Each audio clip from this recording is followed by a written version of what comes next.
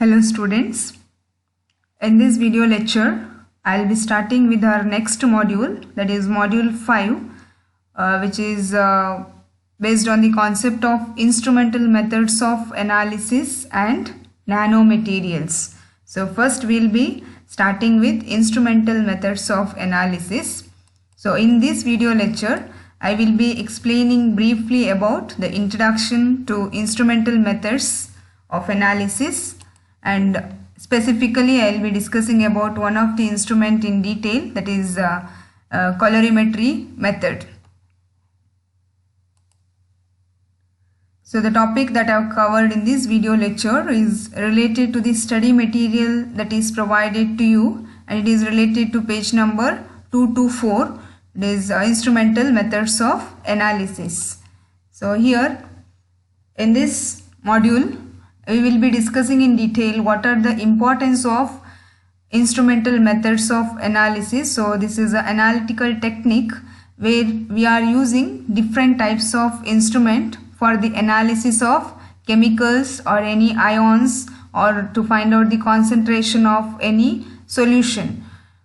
So mainly we will be discussing about colorimetry, conductometry, potentiometry, and one atomic absorption spectroscopy technique, as well as flame emission spectroscopy method.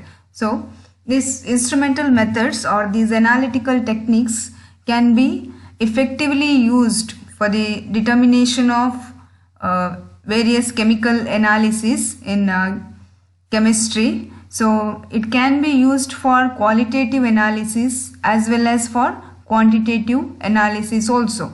So we know the difference between qualitative analysis and quantitative analysis. So these techniques can be widely applicable in order to determine the concentration of ions or any solution of unknown strength, as well as this method can also be applied qualitatively. So we know quantitative method is we are determining what is the amount of compound present in it, how much is the amount, whereas in qualitative analysis it is related to what are the chemical present in the given species, or we are finding what is present, what are the elements present. It may be used for the elemental analysis or maybe for the metal ion detection. So various applications are there, so which is widely applicable in our chemical field, industrial level, as well as in the medicinal chemistry field. So biologically important fluids or metals can be detected easily by these instruments. Even your biochemical analysis in a microbiology lab, so everywhere we can observe the importance of these instrumental methods of analysis. So here in this module we will be discussing in detail about colorimetry, potentiometry, conductometry, flame photometer, and atomic absorption spectroscopy. So in addition to these 5 instruments, we'll be discussing in detail about the working principle, the theory behind the instruments, as well as the procedure or how the output can be obtained easily, as well as the application part of it. In detail we'll be discussing. In addition to these instruments, we will be discussing about nanomaterials also. It is the next unit. So first, regarding these instruments that I have mentioned in the previous slide, so here mainly colorimetry, it is a method used to record the absorbance of a given solution. So mainly here we can find out the concentration of ions in a solution. So this is widely applicable if the solution is a colored solution. So this is the importance of colorimetry. So it is a spectrophotometer. So spectroscopically we can, so even the spectroscopy field is related to analytical chemistry instrumental part itself, as well as next instrument that we are going to study is potentiometry. So here this is a method where we are using the instrument potentiometer. So here the technique that we follow, we call it as potentiometry, whereas here also the technique or the method that we employ is called as colorimetry, whereas the instrument that we use is called as colorimeter. Similarly, conductometry. So here in potentiometry it measures the voltage, EMF. So here also it is applicable for the quantitative determination of various ions, whereas conductometry also to find out the concentration of acids, and here it involves the measurement of conductivity. Whereas flame photometer, it is based on emission spectroscopy principle, where it measures the emitted radiation by the metal, and here also it can be applied quantitatively, that is concentration of selective metal ions can be analyzed effectively.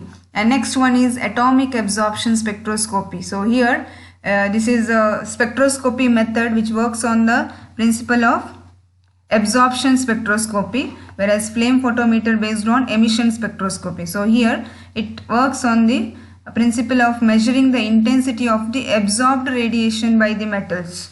So here also this can be applied for qualitative as well as quantitative determination of metal ions effectively. So first we will be discussing in detail about colorimetry. So it is, as I mentioned, colorimetry is a method used to determine the concentration of an unknown solution.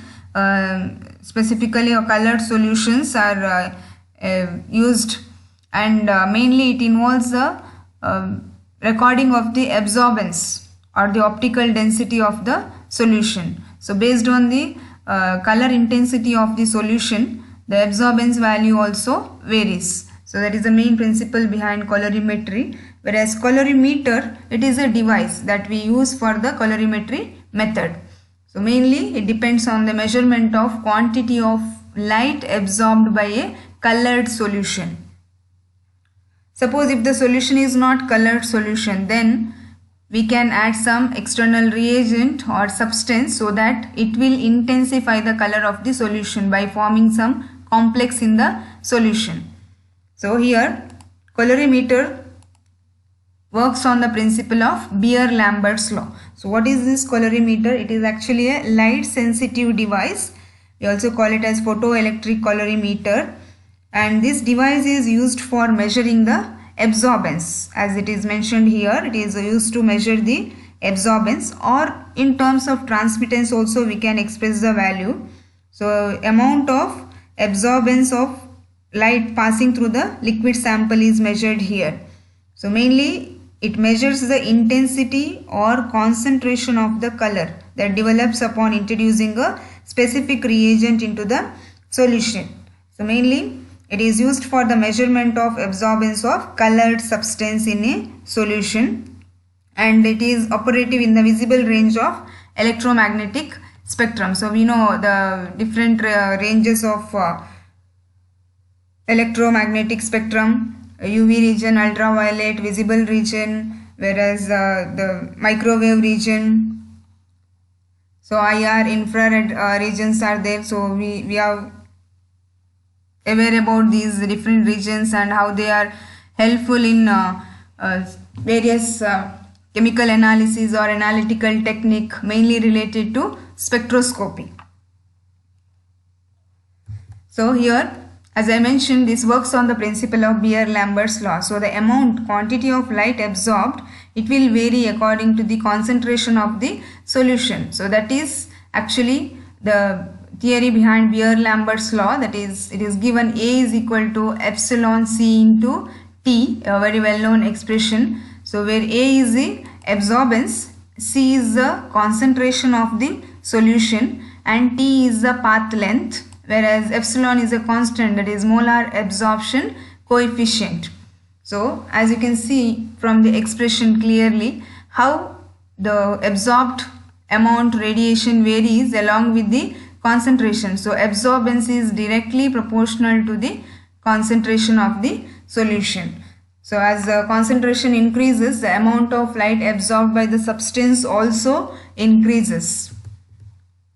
So what is the theory behind this colorimetry experiment? As I mentioned, theory or principle we are discussing. It works on the principle of Beer-Lambert's law, where the amount of light transmitted or amount of light absorbed through a colored solution, it is directly related to the amount of substance present, or in other terms it is concentration of the colored solution. So in terms of transmittance, if you are explaining the Beer-Lambert's law, then it is reverse of that, that is amount of light transmitted through a colored solution decreases exponentially with increase in concentration of colored solution and increase in path length of the cuvette, that is the sample holder, or the thickness of the colored solution, that is the path length, which indicates the thickness of the solution or the cuvette. So again it is expressed in terms of equation A is equal to epsilon Ct, where C is the concentration of the solution, T is the path length, and A is the absorbance. So as you can see here, a sample of concentration C is placed in a sample holder. So here in colorimeter we use cuvette for the sample holder. So when we pass a monochromatic light through the solution, so what happens? Specific amount of wavelength of light is absorbed by the substance depending on the concentration of the substance or the color intensity of the substance. So in addition to the absorbed light, some amount is transmitted, so some amount is reflected also. So these are the three possibility. So when light is incident on a substance, colored solution, what happens? Some amount of light is absorbed, whereas some amount of light is reflected back, whereas some amount of light is transmitted through the solution. So this amount of light absorbed mainly depends on the concentration of the substance or the color intensity of the substance. So as we know, according to Beer-Lambert's law, they are directly proportional. So as you can see here, if you consider I naught as the incident monochromatic light on the sample, so intensity of incident monochromatic light, whereas if you see here, B is the path length, that is the solution path length or the cuvette sample size is mentioned here, whereas you can represent the reflected light, the intensity of reflected light as IR and the intensity of transmitted light as IT. So when how we can write the expression? So when a monochromatic light is incident on a sample, there are three possibility. Some amount can be absorbed, which is represented as IA, some amount of light is reflected, which is represented as IR, and some amount can be transmitted back, which is represented as IT. So usually the amount of light reflected is always considered as negligible. So we can write this expression as I naught is equal to IA plus IT. So you can eliminate the term IR as it is negligible. So I naught is equal to IA plus IR can be written effectively. Now the ratio of amount of transmitted, intensity of transmitted light to that of incident light, we call it as transmittance. So transmittance is nothing but the ratio of intensity of transmitted light to that of the amount of light incident on the sample. So that is the ratio IT by I naught is called as transmittance. So how this transmittance and absorbance are related to each other? So they are inversely related to each other. So suppose if 20% light is transmitted, then obviously the amount of absorbed light is 80%. So how we can write the expression log of 1 by T? 1 by T is transmittance here. So inverse of that is nothing but log of I naught by IT. So it here I naught by IT it becomes, so 1 by T can be written as I naught by IT, whereas T is equal to IT by I naught. So this is the expression that we can write for absorbance, or also it is called as optical density. So finally, how we can express the relationship between absorbance and the concentration of the solution with respect to the path length also, so that we can relate it as absorbance, that is A is equal to log of I naught by IT. So A is equal to log of I naught by IT, which is nothing but 1 by T. So 1 by T is equal to epsilon C into T. So usually here A is the absorbance and C is the concentration. Usually we express in terms of mole per dm cube. Concentration is expressed in terms of mole per dm cube, and path length, that is T, is expressed in terms of centimeter. So here in this diagram path length is represented as T, not to be confused. So it can be corrected as T also here, so that the expression is clear. So epsilon C into T, this is the path length.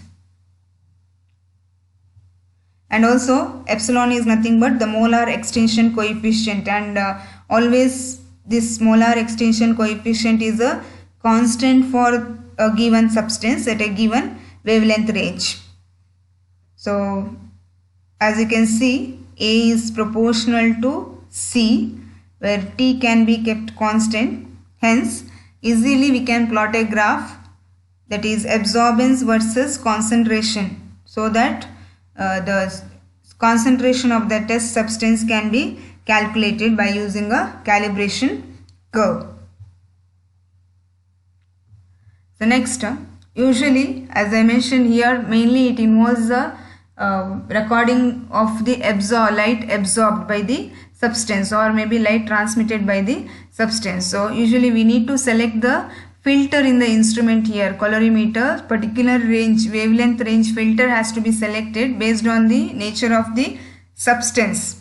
So always we need to select a filter in such a way that that wavelength corresponds to the complementary color of the substance. So that wavelength should correspond to the complementary color. Suppose if you are analyzing copper sulfate solution, for example, we are analyzing copper sulfate solution. Copper sulfate solution is blue in color. So how we can operate the colorimeter in such experiment? So we need to select the filter corresponding to its complementary color.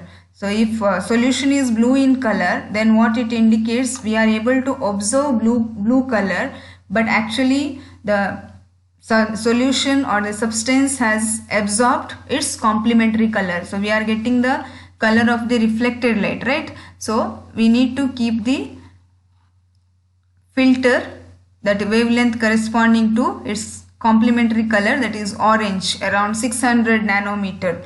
So we are not keeping the wavelength corresponding to blue color wavelength range. So we will be keeping the wavelength corresponding to orange region. So orange is the complementary color for blue color solution. So next, about the instrumentation of colorimeter. So as you can see here, mainly this colorimeter consists of major three component, that is, as you can see here, the light source, that is, you can see the tungsten lamp is used usually. So light source is used. Ordinary filament lamp can be used here, and the one more important part is here filter as well as cuvette. So here filter is to select the selected wavelength range, and also you have photocell and galvanometer to read the signal.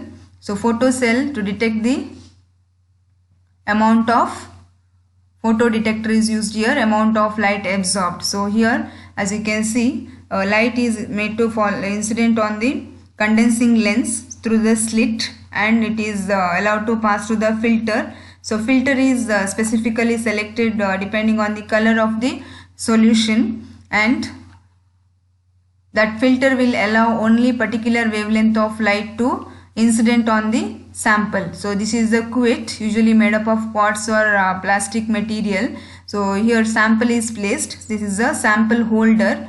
So sample holder, we are going to place the cuvette. So here this filter will allow only the selected wavelength range to incident on the sample. So whatever the amount is absorbed by the sample solution is detected by the photocell, and its signal is read on the meter. So this is about the instrumentation of colorimeter. So as you can see here, after the light source you can see a slit. So this slit is between the light source and the condensing lens in order to adjust the focus, and you can see the condensing lens in order to make sure the light is passed through the condensing lens. And also the filters you can see. So here we'll have set of filters inside a colorimeter with a different color. So main role of this filter is to filter certain or specific wavelength of light. Required wavelength of light filter can be done using this filter, and remaining light can pass through it. So filter is used to select the color of the light that absorbs by the solute present in the solution. So always remember, the color of the light absorbed is always complementary to the color of the solution, as I have explained in the previous slide. So the color of the light absorbed is always complementary to the color of the solution. So always we need to select the filter in such a way that its complementary color range is selected. So in other words, if the substance is, one example as I explained, if the substance is orange in color, then we need to use blue filter. If the substance is blue in color, we need to go for orange filter, vice versa. And next is a cuvette. As you can see, it is a sample holder. So usually these cuvettes are made up of plastic or glass or quartz material, and when you place the colored solution in the cuvette, we need transparent media. That is why we are using this cuvette. So it absorbs part of the light, and remaining light is allowed to pass on the detector. Here you have a photocell detector here. So whatever the light transmitted through the solution is allowed to incident on the photocell detector. So here this detector or photocell will measure the light passed through the solution. So what is the amount of light is passing through the solution. So indirectly it will measure the amount of absorbance. And at the end you can see the meter which displays the output from the photocell detector in terms of absorbance or transmittance value. And here we have a sensors that measure the amount of light passed through the solution, and it will compare it with the incident light. So this is about the instrumentation of colorimeter, and mainly as we have observed, mainly it consists of three components: light source, cuvette that is containing sample solution, sample holder, and a photocell detector to detect the amount of light passed through the solution. So here in addition to that we have a meter to get the output from the detector, and the output from the colorimeter may be displayed by the digital meter in terms of absorbance or transmittance. So in detail again I have mentioned about the different components: the light source, filter, cuvette, detector, meter. So instrumentation of colorimeter, we need to explain the instrument components along with the labeled diagram. So next is about the working of colorimeter. So how the colorimeter works in order to determine the concentration of unknown substance of a solution, and where it is mainly used for the quantitative determination. So as I mentioned here, in order to intensify the color, usually it involves the addition of some appropriate reagent so that it forms an appropriate proportion of the colored substance.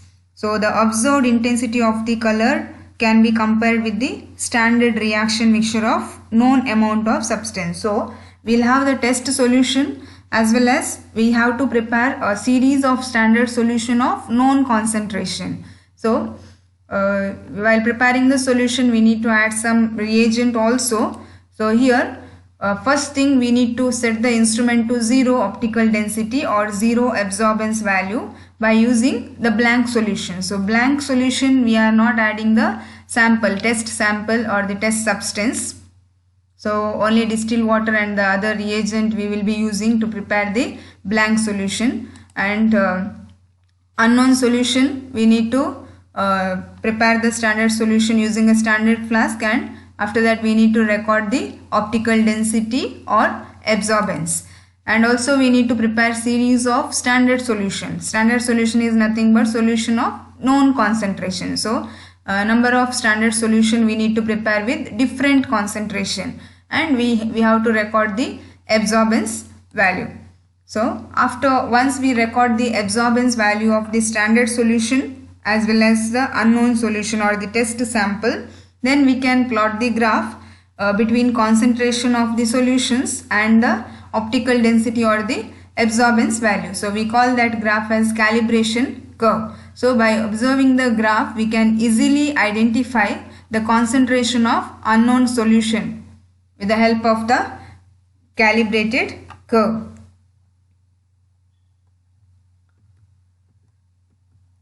So mainly this is applied to measure the color absorbing property of a substance, and in case of your biochemical field, mainly to analyze the growth of yeast culture or analysis of biomolecules, this method is used, as well as colorimetry is effectively used in identifying the color in various foods and beverages. So food quality can be identified easily, and even in testing water quality, few of the metal ions can be identified, or the concentration can be analyzed using this photoelectric colorimeter.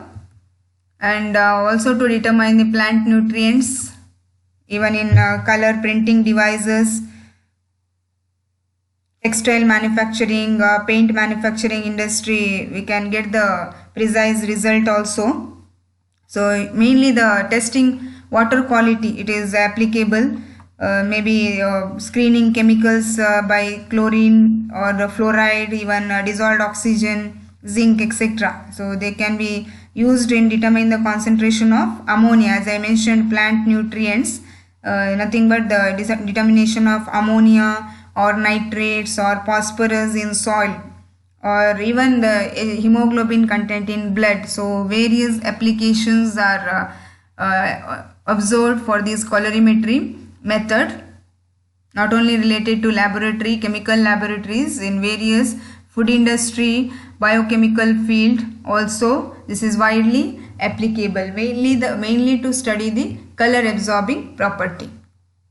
So as I mentioned, how the colorimetry method works, first we need to prepare the blank solution, series of standard solution, as well as the test sample solution. So we need to record the absorbance, and graphically we can identify the concentration of the solution.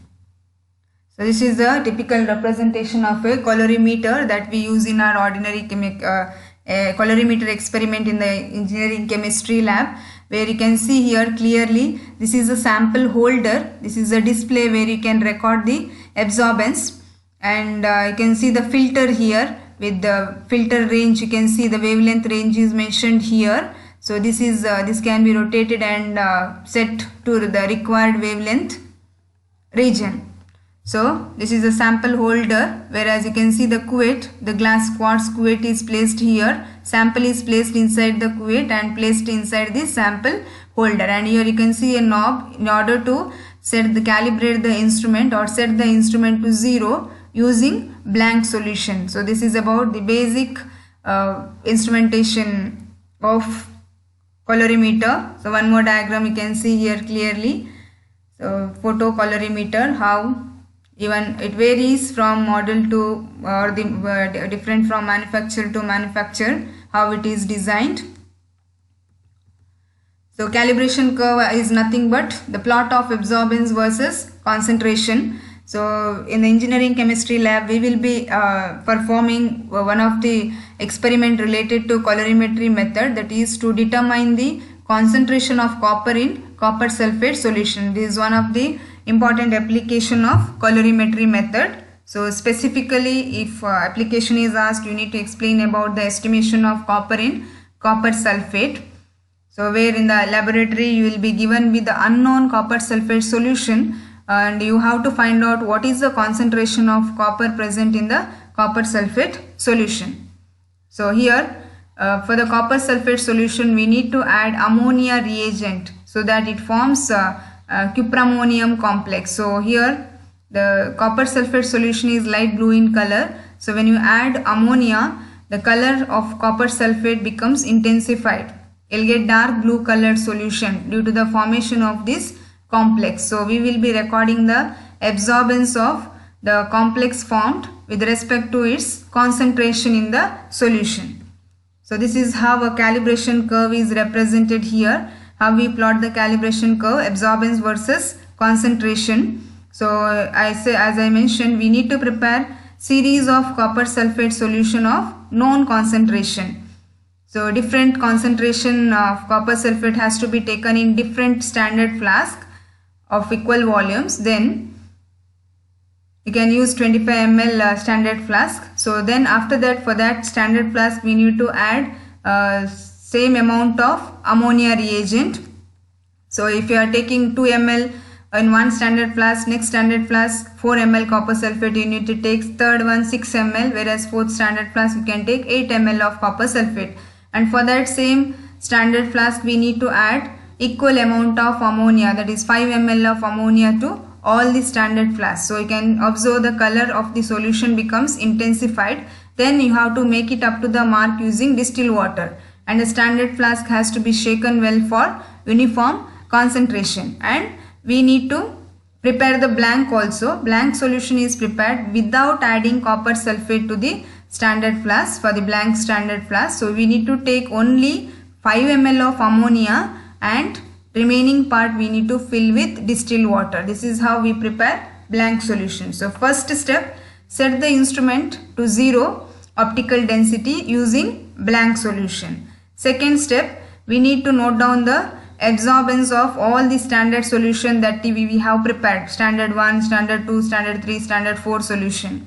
And once we have done with the recording of standard solution absorbance, we need to take the unknown solution, of which we need to analyze the concentration of copper. So unknown solution absorbance also we need to note down. Before that we need to prepare the solution of that unknown sample.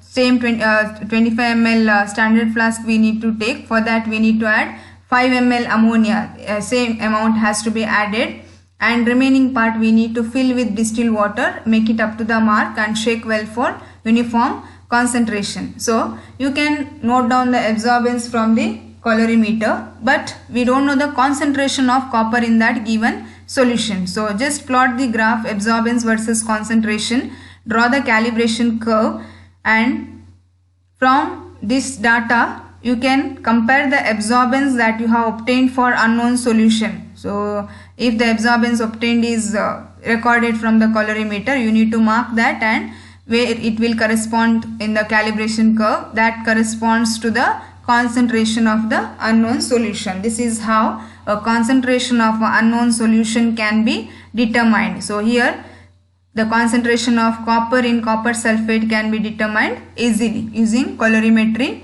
method. And always make sure the graph calibration curve always originates from 0 origin, because we need to nullify the effect of all the impurity or the reagent. That is why we are using the blank solution, and we need to set the instrument to 0, and always here the calibration curve starts from origin. So this is about one of the application of estimation of copper in copper sulfate, which experiment we will be performing in the laboratory also. And with this we have discussed about the instrumentation, application, theory and working of colorimeter. And we know what is colorimetry method. The main application is to identify the color absorbing property. Through that we will have various applications related to chemical field, biochemical field, etc. And mainly this colorimeter works on the principle of recording absorbance of, or the amount of light absorbed by the substance depending on the concentration of the solution. So with this, in the next video lecture we will be discussing about other instrumental methods like conductometry and potentiometry. Thank you all.